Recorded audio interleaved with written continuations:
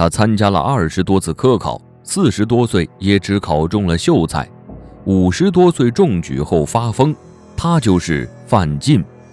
范进中举后发疯的举动被人嘲笑至今，人们却不知道他后来有多牛。范进为何会发疯？他后来又有多牛呢？今天带大家一起来看看。在以前的封建社会里，一个出身卑微的读书人想要出人头地，改变命运，只有一条路可以走，那就是通过科举考进士。但是想要考中进士是一件非常难的事情，一旦考中就能飞黄腾达。范进就是这样的一个读书人，他很早就开始读书，但是考了20多次也才考中秀才，并没有什么正经功名。这时的他已经40多岁了，没有工作，一心只想着科考。在这么多年的科举过程中，家里的财产被花完了。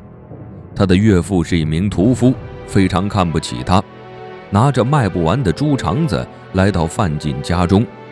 范进看见后向他鞠躬，并请他坐下来。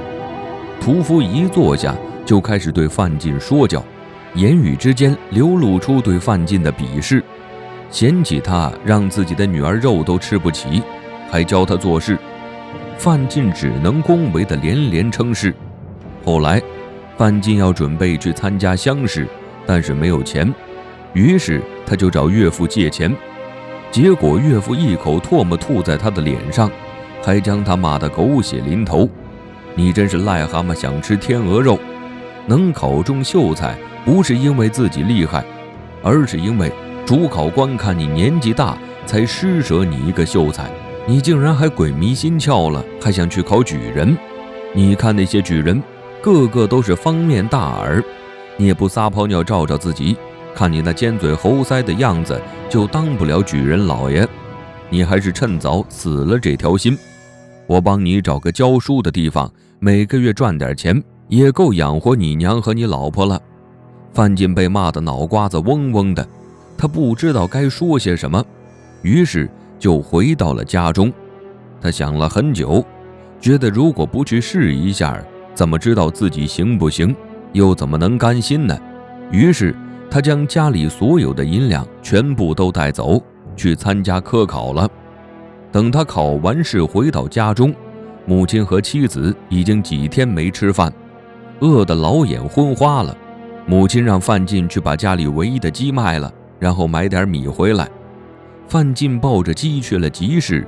范进刚走没多久，就听见一阵敲锣声，原来是到了放榜的日子。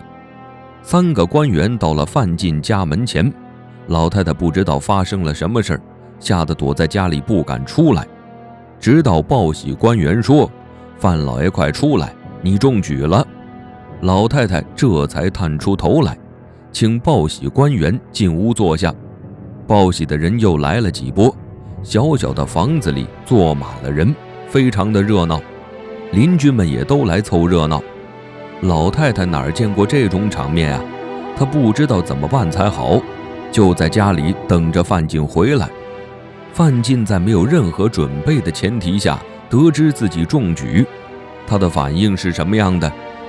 老太太等了很久，范进还是没回来，于是老太太让一个邻居去找范进。邻居在集市找了很久都没有找到范进，直到在集市的东面才看见范进抱着鸡慢悠悠地走着，东张西望找买家。邻居喊道：“范进，你中举了，快回去！”家里来了一屋子人。范进以为是骗他的，就假装没听见，继续寻找买主。邻居见他没反应，就追上去想抢他的鸡。范进说：“你干嘛要抢我的鸡？别耽误我卖鸡，我还要换钱买米，家里都揭不开锅了。”邻居说：“你中举了，你母亲叫你回家打发那些报喜的人。”范进还是不信，这种事情怎么可能轮到自己头上？邻居没办法了，直接就拉着他往家里跑。报喜的人看见范进回来了，都簇拥着和他说话。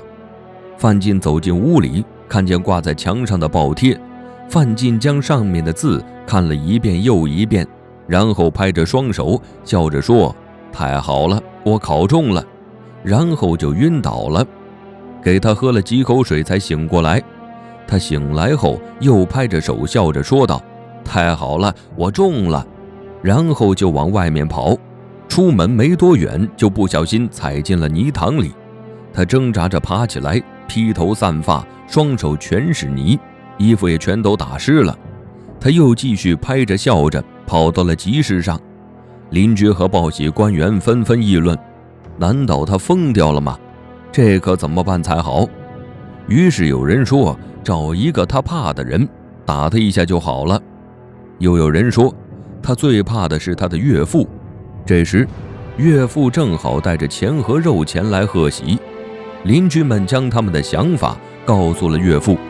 可岳父说，范进现在身份高贵，我不敢打。在邻居的劝说下，岳父想了一个办法，酒壮熊人胆。他喝了2杯酒之后才敢去找范进。他看见范进在一个庙门口站着，头发散着，满脸泥，鞋子都跑掉一只了，还在那里拍着手，嘴里还不停地念叨，像是一个傻子一样。岳父凶神恶煞地走到范进面前，一巴掌打了过去。打完后，岳父的手都在抖，范进晕了过去。范进中举后为什么会发疯？后来的他有多牛？范进过了很久才醒过来，他终于不疯了。范进看见这么多人，很疑惑地问：我怎么在这儿？发生了什么？我刚才像是在做梦一样。众人告诉他，你中举了。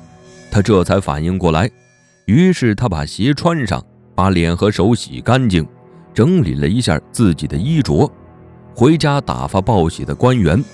回到家中，老太太看着儿子没事，非常的高兴。报喜的官员也已经被打发走了，属于范进的美好人生到来了。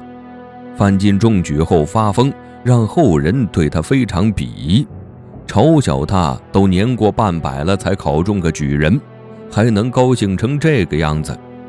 其实啊，我们不能以现在的眼光去看待以前的事情，看一下他身边的人，在中举前和中举后2种完全相反的态度，就知道他为什么发疯了。范进在中举前处处受人白眼，饱尝了人情冷暖，没有人看好他。但是他中举后，原先鄙视他不愿意借钱给他的岳父，竟然主动拿钱上门祝贺，还带了肉。原来对他冷嘲热讽的邻居，现在开始拿出自家的东西为他忙前忙后献殷勤。之前没有来往的乡绅争先恐后的来给他送钱送房，还有人想要做他的仆人。这样的反差让范进一时没有反应过来。范进成为举人后，他不仅可以拿到朝廷的俸禄，还可以免除徭役赋税。对于一个原本生活在底层的百姓来说，这是一个阶层的跨越，这让他在没有准备的情况下，还像是活在梦里一样。中举后的范进官路一路畅通。范进原本应该去参加会试的，但是他的母亲去世了。按照当时的规矩，父母去世，子女要守孝3年。于是范进3年后才进京考试。这次考试很顺利，已经50多岁的他考中了进士，正式被授予官职，在北京任职。很多人都以为范进是个书呆子，就算当了官也没什么成就。事实上，他不仅不是只会读书，他在官场上也表现得非常优秀。他做官期间非常勤勉，一直勤勤恳恳。他还被升职了，成了一个正4品的官员，担任山东学道。这个职位看起来平平无奇，但是可厉害了，相当于现在山东省教育厅的厅长。一个没有任何背景、任何靠山的平民，凭着自己的才学入朝为官，还能当上高管，这样的人少之又少。他成功通过科举，彻底改变了自己的命运。现在很多人嘲笑范进因为中举就激动得疯掉，却不知道他后来成为高官，成功逆袭，改变了自己的人生。只要不抛弃，不放弃，就会有意想不到的收获。只要在行动，任何时候都为时不晚。